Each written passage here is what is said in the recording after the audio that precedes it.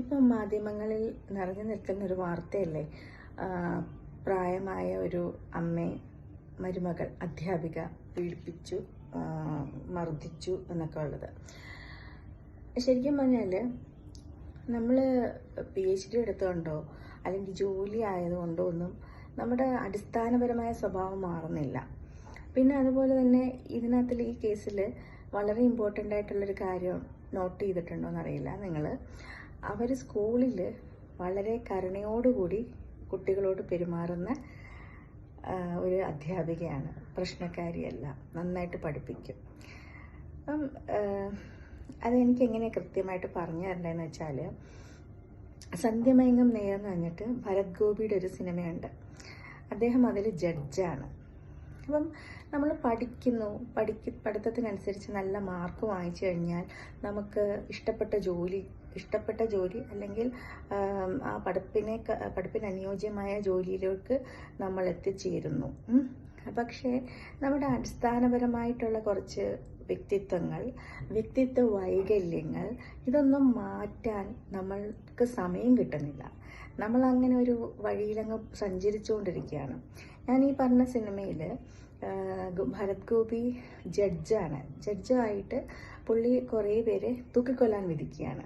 ആ തൂക്കിക്കൊല്ലാൻ വിധിച്ച് കഴിയുമ്പോഴത്തേക്കും ഒരുപാട് നമ്പേഴ്സ് ആയി കഴിയുമ്പോൾ പുള്ളിയിലുള്ള ആ സെൻസിറ്റീവ് നേച്ചർ അദ്ദേഹത്തെ ഒരു മനോരോഗിയാക്കി മാറ്റുകയും അദ്ദേഹം കാരണങ്ങൾ കണ്ടെത്തി ഭാര്യയ്ക്ക് ഒരു അവിഹിത ബന്ധമുണ്ടെന്ന് കണ്ടെത്തി, അത് അനിയത്തിയുടെ ഭർത്താവുമായിട്ടാണ് കണ്ടെത്തി അവരെ കൊല ചെയ്യുന്നു ഒക്കെ, അങ്ങനെ ഒരു കഥയാണ്. അപ്പം അതിൽ തന്നെ നമുക്ക് മനസ്സിലാക്കാം നമ്മുടെ അടിസ്ഥാനപരമായിട്ടുള്ള വ്യക്തിത്വം ഒന്നും തിരുത്താനുള്ളൊരു അവസരം പോലും കിട്ടാതെ പുസ്തകപ്പുഴുവായിട്ടിരുന്ന് പഠിച്ച് നമ്മൾ പുറമേ ഒരു മാസ്ക് ഇട്ട് നമ്മളങ്ങ് മുന്നോട്ട് നീങ്ങുകയാണ്. നമുക്ക് പച്ചയായ ഒരു മനസ്സുണ്ട്, അതിനകത്തിൽ നന്മയും തിന്മയും ഉണ്ട്. ദൈവമുണ്ടെങ്കിൽ ചെകുത്താനുമുണ്ട്, ഒബ്വിയസ്ലി ഉണ്ട് അല്ലേ. അപ്പം അധ്യാപകരാവട്ടെ, ഡോക്ടേഴ്സ് ആവട്ടെ, ഇപ്പം ഡോക്ടർ ഓമന ഒന്ന് ആലോചിച്ച് നോക്കിയേ, കാമുകനെ പീസാക്കി കൊന്ന ഗ്രീഷ്മ നന്നായിട്ട് പഠിക്കുന്നൊരു കുട്ടിയായിരുന്നില്ലേ. പിന്നെ അങ്ങനെ നോക്കുവാണെങ്കിൽ സൂര്യനെല്ലി കേസ് തൊട്ടെടുക്കുവാണെങ്കിൽ അതിലൊക്കെ പ്രതികൾ നന്നായിട്ട് പഠിക്കുന്ന ആളുകളായിരുന്നു അല്ലേ. അപ്പം ഇതില്ലാത്ത വിദ്യാഭ്യാസവും വിവരവും തമ്മിൽ യാതൊരു ബന്ധവുമില്ല. നേരും നിറവും പിന്നെ തിരിച്ചറിവും കൂടെ വേണം, എന്നാൽ മാത്രമേ നമുക്ക് മുന്നോട്ട് പോകാൻ പറ്റൂ. അപ്പം നമുക്ക് മനുഷ്യനായിട്ട് ജീവിക്കാൻ പറ്റിയാൽ കുറേയൊക്കെ മാറ്റങ്ങൾ ക്രൈമിൽ തന്നെ മാറും, ക്രൈം തന്നെ മാറ്റും. ഞാൻ ഈ ജയിലിൽ പ്രോജക്റ്റ് ചെയ്യുന്ന കാര്യം ഞാൻ പലപ്പോഴും സൂചിപ്പിക്കാറുണ്ട്.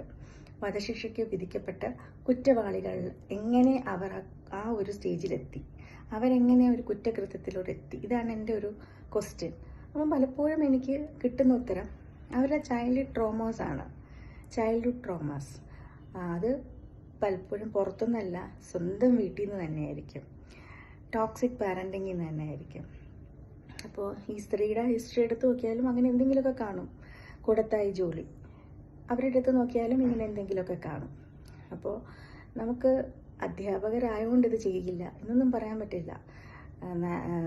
മികച്ച അധ്യാപികയ്ക്കുള്ള മെഡൽ വാങ്ങിച്ച അധ്യാപിക മറ്റുള്ളവരോട് പെരുമാറുന്ന രീതിയെക്കുറിച്ചിട്ട് ഞാൻ നേരിട്ട് കണ്ടിട്ടുണ്ട്. അപ്പോൾ നമുക്ക് നമ്മുടെ അടുത്ത തലമുറയെങ്കിലും അവരെ എക്സ്പ്രസ് ചെയ്യാൻ അവരുടെ വികാരങ്ങൾ എക്സ്പ്രസ് ചെയ്തിട്ട് നമുക്ക് അവർക്ക് ക്വാളിറ്റി ടൈം കൊടുക്കാം. ക്രൈം കുറയ്ക്കാൻ ഒരു നല്ല മാർഗമാണ് കുട്ടികളെ അവരായി വാർത്തെടുക്കാൻ ഒരു അവസരം കൊടുക്കുക എന്നുള്ളത്.